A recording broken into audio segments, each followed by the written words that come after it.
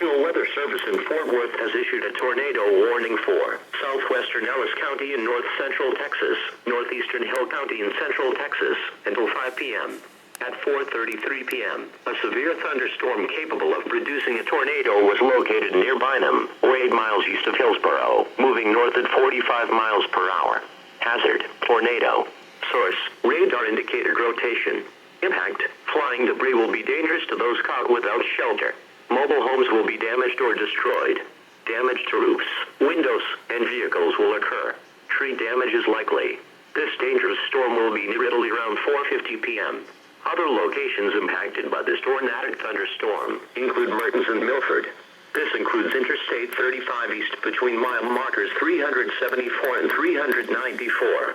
Take cover now. Move to a basement or an interior room on the lowest floor of a sturdy building. Avoid windows. If you are outdoors, in a mobile home, or a vehicle, move to the closest substantial shelter and protect yourself from flying debris.